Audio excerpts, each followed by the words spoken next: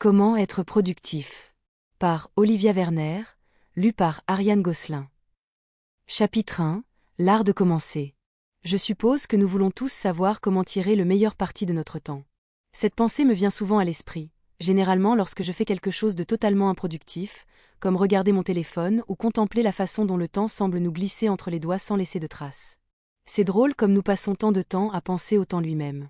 La vérité sur la productivité n'est pas celle à laquelle on s'attend. Il ne s'agit pas de se forcer à respecter des horaires rigides ou d'adopter intégralement le système de quelqu'un d'autre. Il s'agit d'abord de se comprendre soi-même, de vraiment se comprendre, de cette manière profonde qui nous met mal à l'aise parce qu'elle implique de reconnaître toutes nos particularités et nos résistances.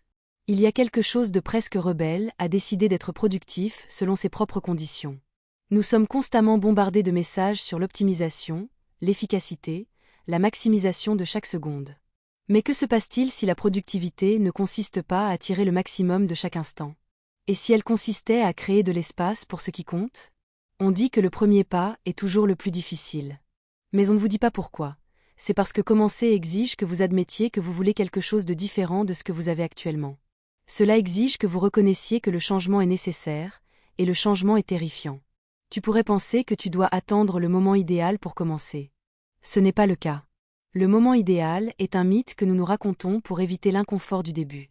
Le seul moment qui compte, c'est maintenant, même si maintenant semble tout à fait imparfait et désordonné et pas du tout comme tu l'avais imaginé. Pense à la façon dont nous abordons souvent nos tâches, avec effroi, avec résistance, avec une sorte d'acceptation résignée. Et si nous les abordions plutôt avec curiosité? Et si nous considérions nos listes de choses à faire non pas comme des fardeaux, mais comme des possibilités? C'est un changement subtil de perspective, mais cela change tout. Le secret pour commencer n'est pas la motivation. La motivation n'est pas fiable, elle va et vient comme une amie inconstante. Le secret est de créer des systèmes qui fonctionnent même lorsque tu n'as pas envie de travailler. Il s'agit de comprendre que la productivité n'est pas une question de se sentir productif. Il s'agit d'être productif, même de manière modeste, même lorsque tu n'en as pas envie. Tu découvriras que les personnes les plus productives ne sont pas nécessairement celles qui travaillent le plus longtemps ou qui respectent les horaires les plus stricts. Ce sont celles qui ont appris à travailler selon leur rythme naturel, qui comprennent que la productivité n'est pas linéaire, qui acceptent que certains jours seront meilleurs que d'autres. Il y a une certaine liberté à accepter que la perfection n'est pas le but.